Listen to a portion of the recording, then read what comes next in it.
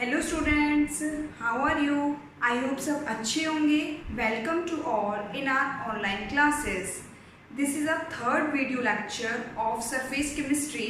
In first and second video lecture, we had discussed about basics of surface chemistry, adsorption, absorption. Now we are going to discuss about factors affecting adsorption.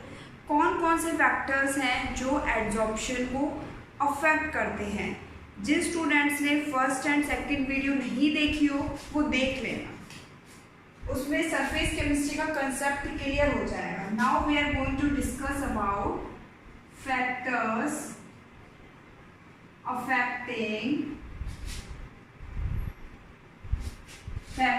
affecting adsorption.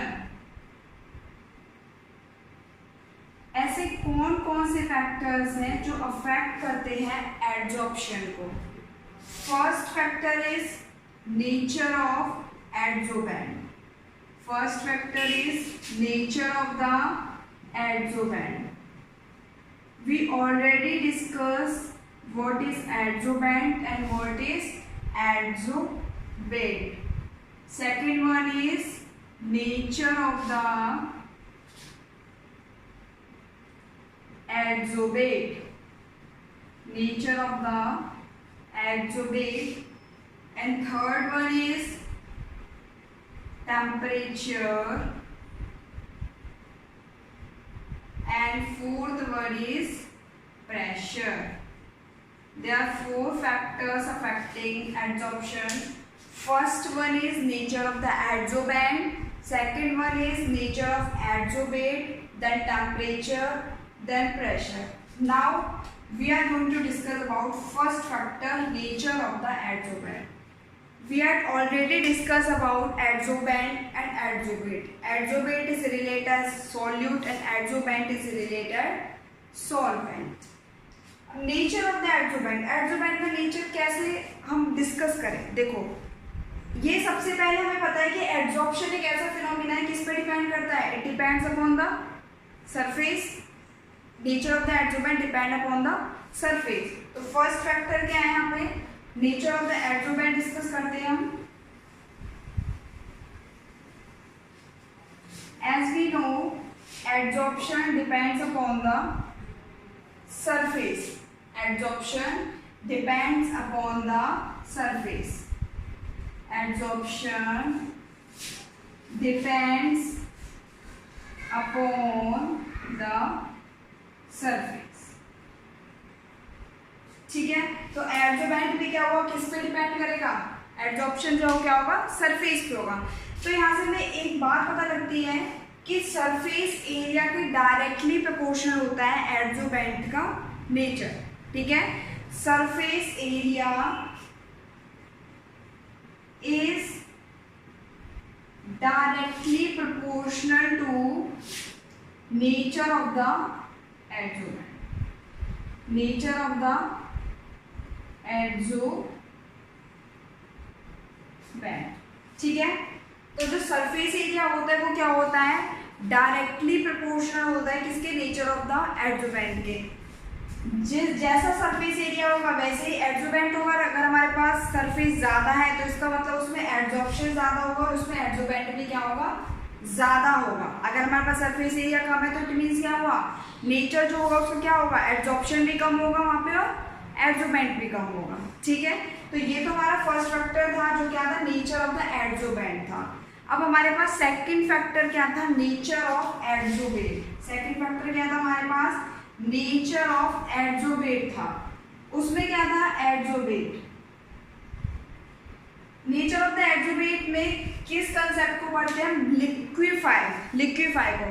इसमें देखो, जो gas होती है वो क्या होती है? Liquefy होती है. तो जितनी जल्दी तुम्हारी क्या होगी? लिक्विफिकेशन ऑफ गैस हो जाएगा उतनी जल्दी क्या होगा? उसका एड्सॉर्प्शन इजीली हो जाएगा. अब ये कैसे होता है? क्रिटिकल टेम्परेचर पे डिपेंड करता है. मेन कंसेप्ट आता है यहाँ पे क्रिटिकल टेम्परेचर का. किसका आता है? क्रिटिकल टेम्परेचर का. जितना ज्यादा क्रिटिकल टेम्परेचर होगा उतनी ही गैस क्या होगी? इजीली लिक्विफाई हो जाएगी. इजीली क्या हो जाएगी? गैस लिक्विफाई होगी। जितना क्रिटिकल टेम्परेचर ज़्यादा उतनी ही गैस क्या हो जाएगी, लिक्विफाई हो जाएगी। So we can say if critical temperature is more then liquefaction of gas is easily। आया समझ में? if critical temperature is more, or we can say if critical temperature is increased then easily liquefy gas or easily liquefaction of gas। Critical temperature मतलब क्या होता है, एक standard condition होती है। क्रिटिकल टेम्परेचर मतलब क्या होता है, एक स्टैंडर्ड कंडीशन होती है। जैसे ये हमारे पास यहाँ पे हमारा एक क्रिटिकल टेम्परेचर लगा हुआ है, ठीक है। तो ये क्रिटिकल टेम्परेचर लगा हुआ है, इसके जो ये नीचे वाला पोर्शन रहेगा, ये वाला पोर्शन, इसमें क्या हो सकता है, गैस लिक्विफाई हो सकती है। इसके ऊपर लिक्विफाई गैस नहीं हो सकती, ठीक है। इस मार्कर से ऊपर यहाँ होगा हमारे पास लिक्विफिकेशन ऑफ गैस नहीं हो सकता। इसके नीचे ही बस क्या हो सकता है, लिक्विफिकेशन ऑफ गैस होता है, क्योंकि ये टेम्परेचर एक ऐसा क्रिटिकल टेम्परेचर होगा जिसके ऊपर लिक्विफिकेशन होना नहीं है, ठीक है। इसके ऊपर लिक्विफिकेशन हो ही नहीं सकता। तो क्रिटिकल टेम्परेचर कौन सा टेम्परेचर होता है, minimum temperature. Minimum temperature which is required for liquefaction of gas. Critical temperature हम क्या बोल सकते हैं, minimum temperature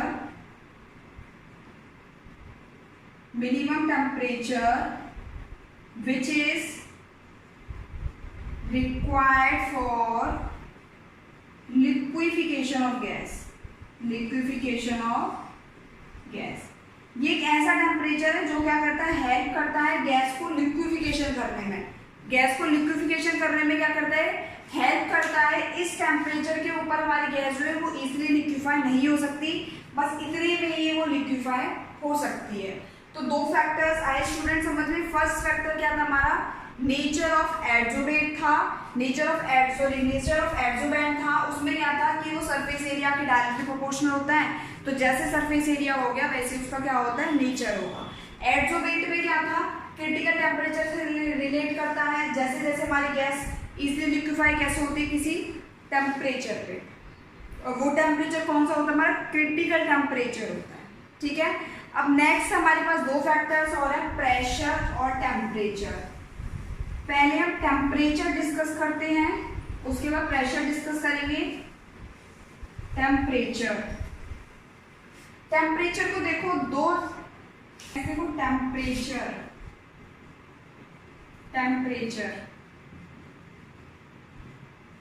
में देखो, टेम्परेचर को हम ग्राफ से समझेंगे। दो ग्राफ होते हैं इसमें भी, फिजिकल एड्सॉर्प्शन के लिए और केमिकल एड्सॉर्प्शन के लिए। ग्राफ देखो, ये क्या है, एक्सटेंट ऑफ एड्सॉर्प्शन x/m, और ग्राफ किसके बीच में, टेम्परेचर। ये क्या है, एक्सटेंट ऑफ एड्सॉर्प्शन। ग्राफ किस किस के लिए होगा, एक फिजिकल एड्सॉर्प्शन होगा और नेक्स्ट क्या होगा, chemical adsorption. Physical adsorption, next आएगा chemical adsorption. Temperature, chemical adsorption. Physical adsorption को स्टूडेंट फिजियोप्शन भी बोलते हैं, फिजियोप्शन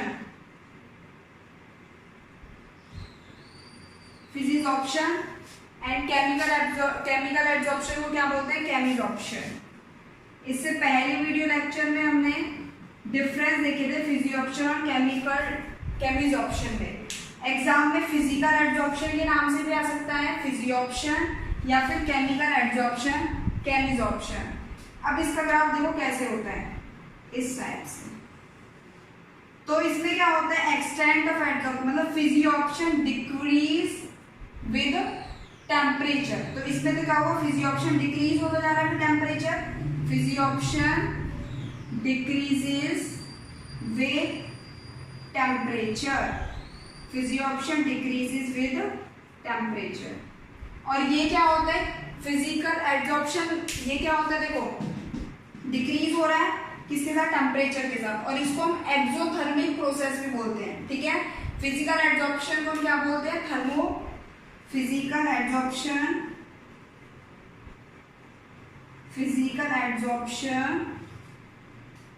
is an exothermic process. ठीक है, तो फिजिकल एड्जॉर्प्शन डिक्रीजेस या फिजियोप्शन डिक्रीजेस विद टेम्परेचर, लेकिन अगर हम केमिकल एड्जॉर्प्शन की बात करते हैं तो उसमें देखो फर्स्ट इंक्रीज देन डिक्रीज। तो केमिकल एड्जॉर्प्शन में क्या होता है, chemisorption firstly increases and then decreases with temperature. ठीक है, तो ये क्या हो गया, chemisorption firstly increases and then decreases with temperature. देखो पहले तो क्या हुआ, इंक्रीज और फिर क्या हो गया, डिक्रीज हो गया। ठीक है, तो केमिजॉर्प्शन को एक और नाम से जानते हैं एक्टिवेटेड एड्जॉर्प्शन।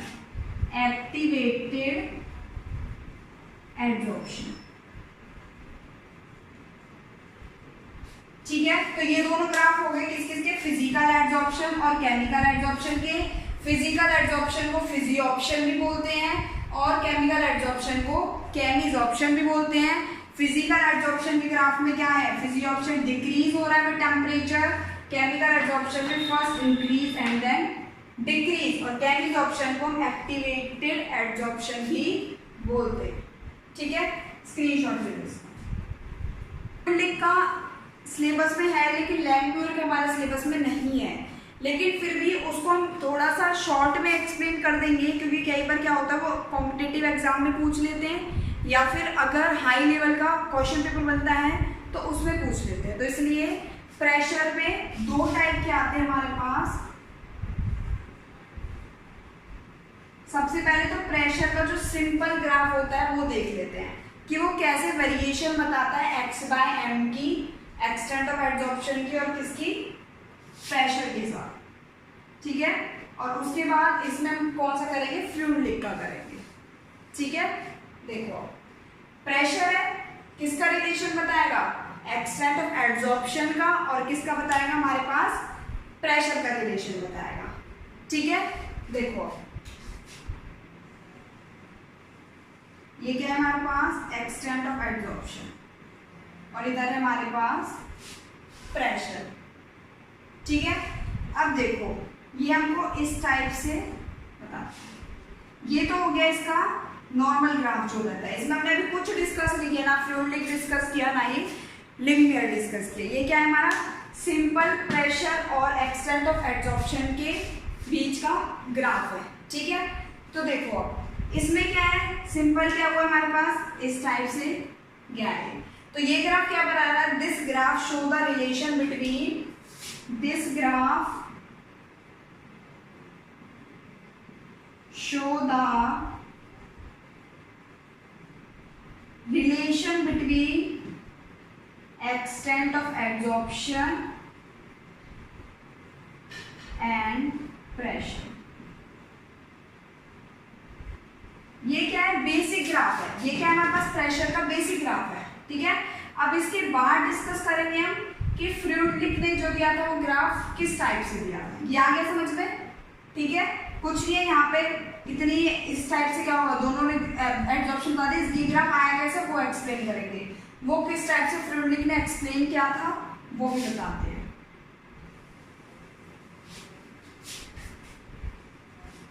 देखो किसके लिए पढ़ रहे हैं हम, फ्लूइड के लिए। ये इंपॉर्टेंट है एग्जाम के पॉइंट ऑफ व्यू से, फ्लूइड एड्जॉर्प्शन आइसोथर्म, ये इस नाम से भी आ जाता है। मोस्टली स्टूडेंट्स एग्जाम में ये इसी नाम से आता है, फ्लूइड एड्जॉर्प्शन आइसोथर्म क्या था। ठीक है, तो अब देखो इसमें क्या है, ग्राफ बनाना है एक्सटेंट ऑफ एड्जॉर्प्शन का प्रेशर के बीच में। तो ये देखो एक्सटेंट ऑफ एड्जॉर्प्शन, इधर क्या है हमारे पास, प्रेशर। ठीक है, ग्राफ कैसे होगा, इस टाइप से स्ट्रेट। ठीक है, अब देखो इसने 3 के जो था, लो प्रेशर के लिए, इंटरमीडिएट के लिए और हाई प्रेशर के लिए। ठीक है,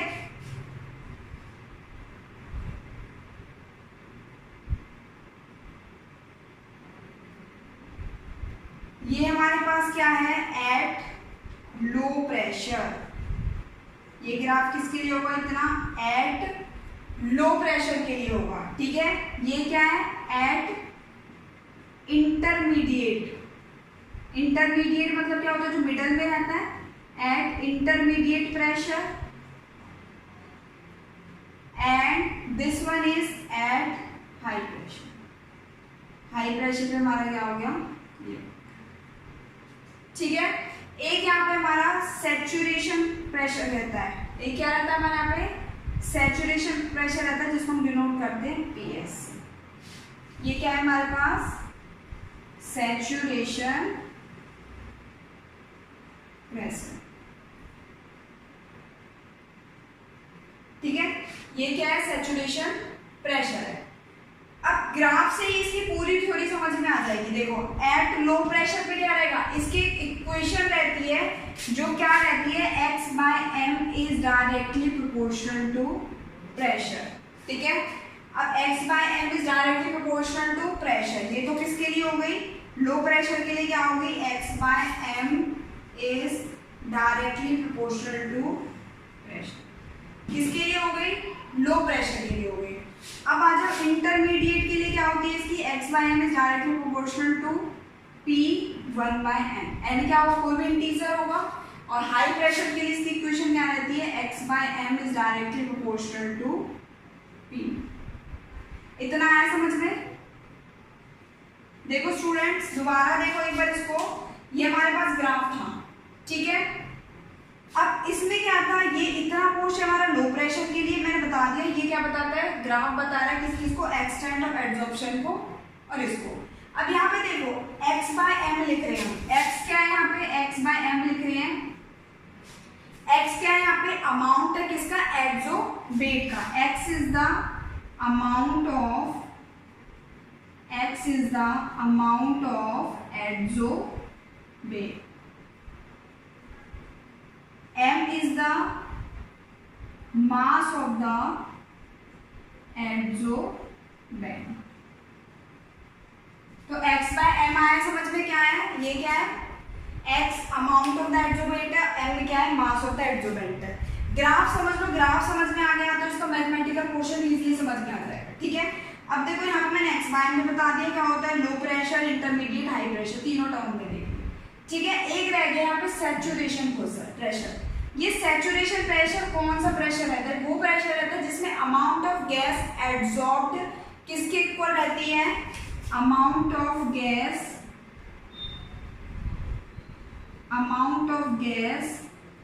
adsorbed is equal to amount of gas desorbed. देखो स्टूडेंट, इसका मतलब क्या हुआ, amount of gas adsorbed equal to amount of gas dissolved. देखो यहाँ पे हमारे पास सरफेस पे कोई गैस है। ठीक है, अब ये तो क्या हो रहा है, सरफेस पे एड्सॉर्ब्ड हो गई, सरफेस पे क्या हो गई, एड्सॉर्ब हो गई। लेकिन इसमें इतनी कैपेसिटी भी है कि वो क्या हो सकती है, दोबारा से डिसॉल्व हो सकती है। तो एक ऐसा पॉइंट है जहाँ पे एब्जॉर्ब के बाद डिसॉल्व भी हो जाता है। इसके बाद क्या होता है, टेम्परेचर प्रेशर को कितना भी बढ़ा ले कितना भी घटा ले, लेकिन वो क्या होगा, कंटिन्यूअसली चलेगा। यहाँ पे देखो स्ट्रेट लाइन दिख रही है, अब आगे तुम इसको कितना भी बढ़ाओ कितना भी घटाओ, ये कंटिन्यू ऐसे ही चलता रहेगा। सैचुरेशन प्रेशर आया समझ में। इसका मतलब क्या है, इसके बाद कोई इफेक्ट नहीं पड़ेगा, आइदर भी इंक्रीज प्रेशर और डिक्रीज प्रेशर, हम कुछ भी करें, इंक्रीज करें प्रेशर को, डिक्रीज करें, there is no effect after this point, कोई भी इफेक्ट नहीं पड़ेगा। सैचुरेशन प्रेशर वो प्रेशर होता है जिसके बाद हमारा कंटिन्यू ऐसे ही चलेगा, उसका कोई इफेक्ट नहीं पड़ेगा, चाहे हम इंक्रीज करें प्रेशर को चाहे हम डिक्रीज करें। तो वो कौन सा है, सैचुरेशन प्रोसेस है। ठीक है, तो क्या होगा, एक्सटेंट ऑफ एड्सॉर्प्शन क्या हो जाता है, इस पे कांस्टेंट हो जाता है। क्या हो जाता है, extent of adsorption, extent of adsorption becomes constant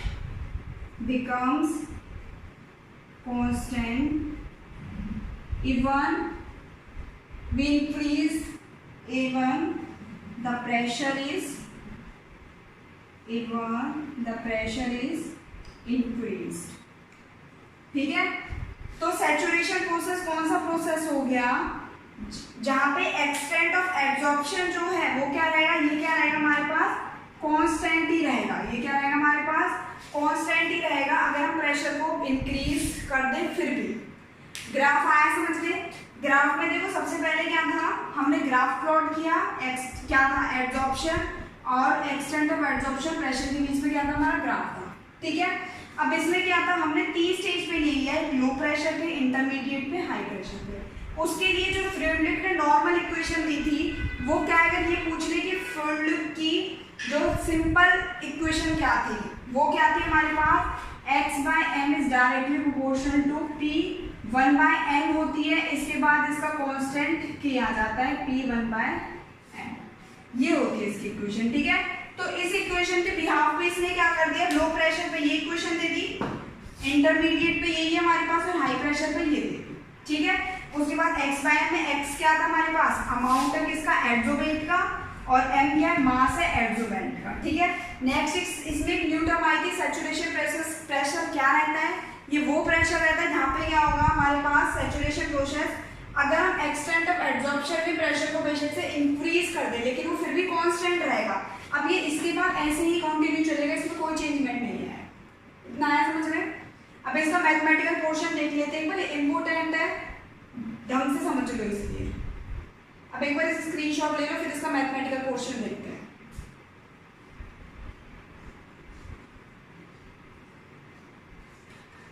देखो ये सब हो गया, इधर देखो। सबसे पहले हम किस पे बात करते हैं, लो प्रेशर पे। सबसे पहले हम डिस्कस करेंगे किस पे, लो प्रेशर के लिए। एट फर्स्ट कंडीशन कौन सी है, at low pressure. Low pressure पे इक्वेशन क्या दी थी, x/m is directly proportional to pressure. इसको हटाने के लिए डायरेक्टली प्रोपोर्शनल को क्या आता है, कांस्टेंट आता है, x/m इक्वल टू kb। ये हो गई एट लो प्रेशर, ठीक है। नेक्स्ट देखो एक बार एट हाई प्रेशर पे, एट हाई प्रेशर के लिए क्या है, x/m is directly proportional to p0, ठीक है। एज वी नो p0, अगर ये p0 किसी की वैल्यू है तो ये किसके इक्वल होती है, 1 के इक्वल, तो x/m प्रोपोर्शनलिटी के लिए क्या आएगा, k। तो इसका मतलब इस कंडीशन में x/m किसके इक्वल रहता है, कांस्टेंट के इक्वल रहता है।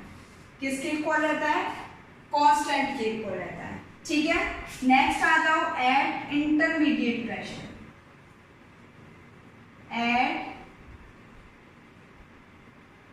इंटरमीडिएट प्रेशर, ठीक है। एट इंटरमीडिएट प्रेशर में देखो अब x/m is directly proportional to p1/n। n क्या रह सकता है, कोई भी इंटीजर रह सकता है, तो x/m क्या हो गया, इक्वल टू k p1/n, ठीक है। ये आ गई इसकी इक्वेशन, ठीक है। अब इसकी इक्वेशन को वेरिफिकेशन के लिए फर्दर सॉल्व किया गया था, वो कैसे सॉल्व किया गया था वो देखो। लो प्रेशर पे क्या हो गया, x/m डायरेक्ट प्रोपोर्शनल हो गया प्रेशर के, वही है सेम बात। अब देखिए देख लो इसको कैसे फर्दर सॉल्व किया। क्या है हमारे पास स्टूडेंट्स, एट इंटरमीडिएट प्रेशर पे देखो x/m directly proportional p1/n, proportionality का साइन हटाने के लिए k ले लिया। अब इसमें देखो taking log both side, taking log on both sides, ठीक है। तो लॉग लेंगे both side, log x/m equal to log kp1/n, ये मल्टीप्लाई में, ठीक है। तो क्या हो जाएगा, log x/m equal to log k plus 1/n आ गया जाएगा लॉग p। तो ये इक्वेशन आ गई, ठीक है। अब देखो इस इक्वेशन से भी ग्राफ बनता है हमारा, ग्राफ कैसे प्लॉट होता है वो देखो।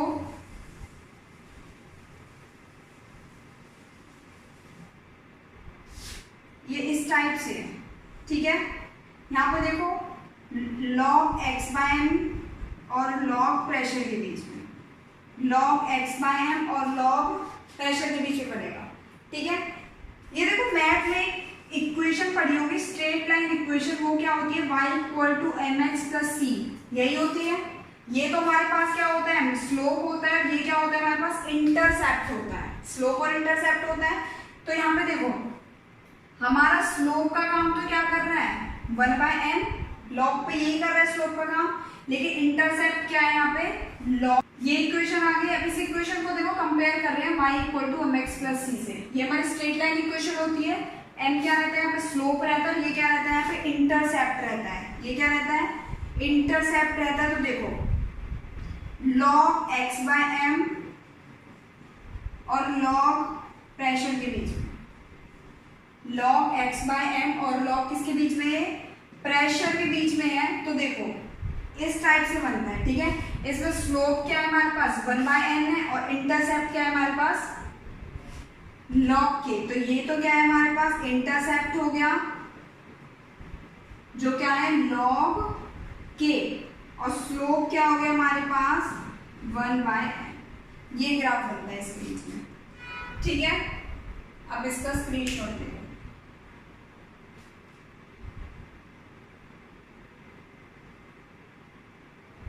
नेक्स्ट देखो, नेक्स्ट हमारे पास आता है, ये तो हो गया हमारे पास क्या, प्रेशर के लिए फ्लूइडिक एडसॉर्प्शन आइसोथर्म। ये तो एग्जाम के पॉइंट ऑफ व्यू से इंपोर्टेंट रहता है। नेक्स्ट हमारे पास आता है लिनियर एडसॉर्प्शन आइसोथर्म। देखो स्टूडेंट्स, ये जो आइसोथर्म है ये हमारा इतना इंपॉर्टेंट नहीं है एग्जाम के पॉइंट ऑफ व्यू से, इसका बस बेसिक इंट्रोडक्शन दे देती हूँ कि इसमें होता क्या है, ठीक है। ये कौन सा है, लिनियर एडसॉर्प्शन आइसोथर्म। एटलीस्ट तुम्हें ये पता हो कि बेसिकली इसमें होता क्या है। दो आइसोथर्म होती है, फ्रेंडली का हम पढ़ चुके हैं, उसके बाद आता है लैमियर का। ये आइसोथर्म स्टूडेंट्स देखो आया क्यों था, फ्लूइडिक जो था हमने देखा था हाई प्रेशर पे वो कांस्टेंट हो गया था, हाई प्रेशर पे वो क्या हो गया था, कांस्टेंट हो गया था, तो उसको वो एक्सप्लेन नहीं कर पाया था, तो उसके बाद ये आया था, ठीक है। इसकी भी कुछ क्या थी, एजम्पशंस थी, इसकी भी क्या थी, कुछ एजम्पशंस थी। जैसे इसने बोला था कि जितने भी एडसॉर्प्शन साइट होती है वो इक्विवेलेंट होती है, जितनी भी एडसॉर्प्शन साइट होती है वो क्या होती है, इक्विवेलेंट होती है। वो कैसे इक्विवेलेंट होती है, ये देखो ये सरफेस है, ठीक है।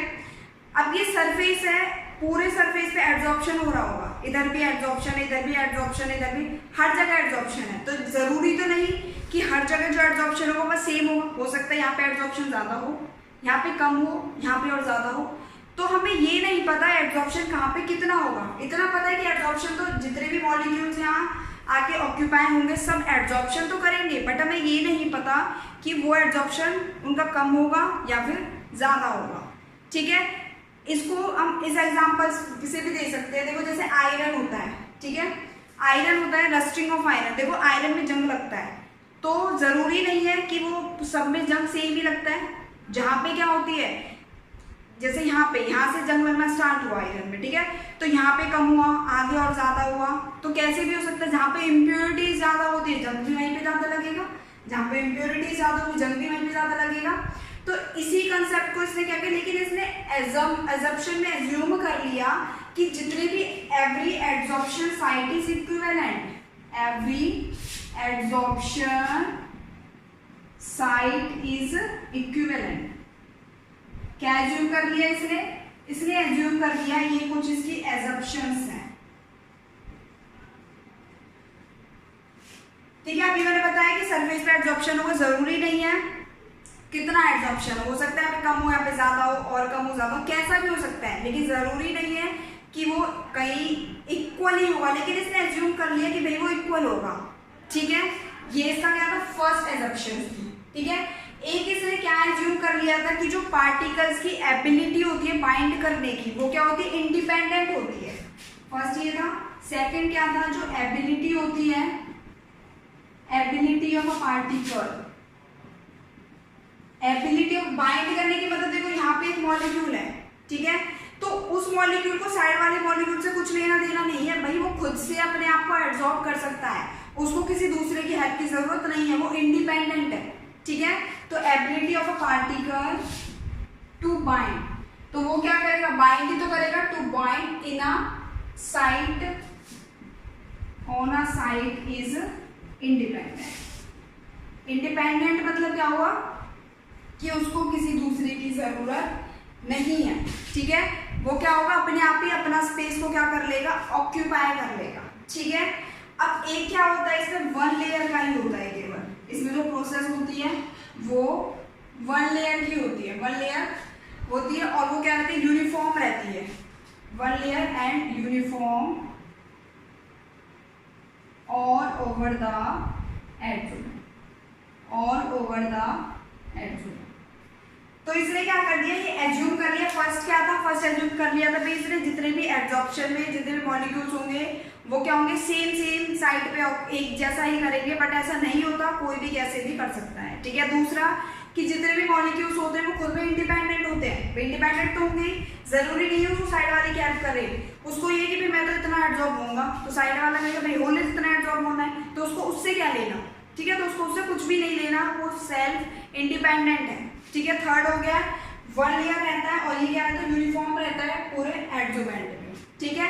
अब इसने क्या कर दिया, इस प्रोसेस को दो पार्ट में डिवाइड कर दिया था, किसमें, एड्सॉर्प्शन हो सकता है उसमें और डिसऑर्प्शन भी हो सकता है, एड्सॉर्प्शन भी हो सकता है और डिसऑर्प्शन भी हो सकता है।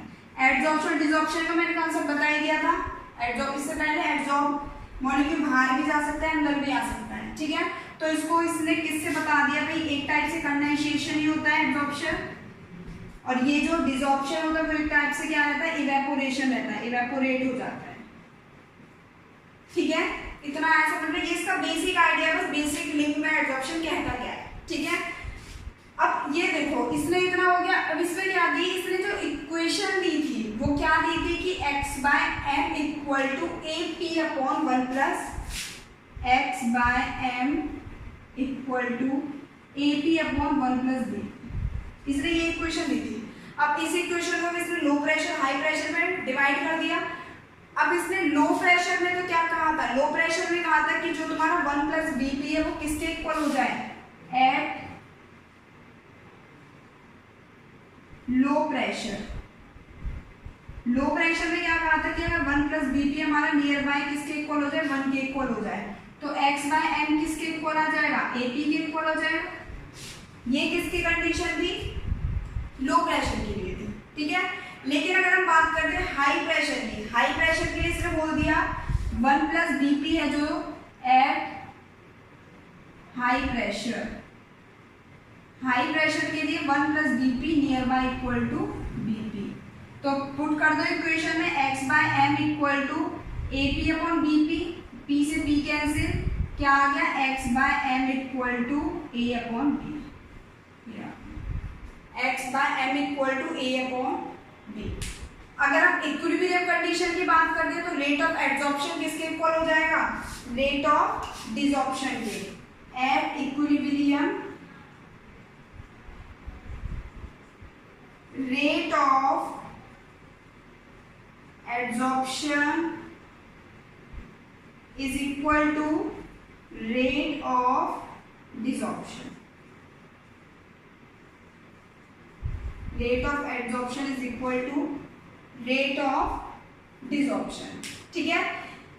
तो ये तो क्या था, लैमिनियर एड्सॉर्प्शन आइसोथर्म का बेसिक जो था, ज्यादा इंपॉर्टेंट नहीं है, लेकिन अगर इन केस एग्जाम में आ जाते हैं कि आइसोथर्म क्या है वो मैंने एक्सप्लेन कर दिया है। पहले इसके एग्जम्पशन देख लिए हमने, क्या थे, जितने भी साइड मतलब वो इक्विवेलेंट होते हैं वो समझा दिया कैसे होते हैं, इंडिपेंडेंट होते हैं। अगर इसका मैथमेटिकल पार्ट देखते हैं तो उसने इक्वेशन दी थी x/m किसके इक्वल रहता है, AP/1 प्लस BP के। अगर हम लो प्रेशर पे बात करते हैं तो वो नियर बाय ये 1 के इक्वल हो गया, तो इक्वेशन हमारे पास ये आ गई। अगर हम हाई प्रेशर के लिए बात करते हैं तो ये नियर बाय BP के इक्वल हो गया, तो इक्वेशन क्या आ गई हमारे पास, x/m इक्वल टू A/B। लेकिन अगर हम इक्विलिब्रियम कंडीशन की बात करते हैं तो रेट ऑफ एड्सॉर्प्शन किसके इक्वल रहता है, रेट ऑफ डिसऑर्प्शन के, ठीक है। तो अब हमने क्या देखा इसमें, फैक्टर्स अफेक्टिंग में सबसे पहले तो क्या था, फैक्टर्स अफेक्टिंग में सबसे पहले हमने किसके लिए देखा था, नेचर ऑफ एड्सोवेंट के लिए देख लिया, नेचर ऑफ एड्सोवेंट के लिए टेम्परेचर पे कैसे इफेक्ट होता है फिजिकल एब्जॉर्प्शन और केमिकल एब्जॉर्प्शन में। उसके बाद क्या है, उसके बाद हमारे पास प्रेशर के लिए दो आइसोथर्म थे मेन, किसका, फ्रीडलिक का और लैंगमुयर एड्सॉर्प्शन आइसोथर्म। दोनों आइसोथर्म क्या है, फ्रीडलिक का ज्यादा इंपॉर्टेंट है, वो हमने इसमें स्टडी कर लिया। ठीक है, अब एक बार इसका स्क्रीनशॉट ले लो, ये हमने सब चीज यहाँ पे डिस्कस कर ली है। Okay students, thank you.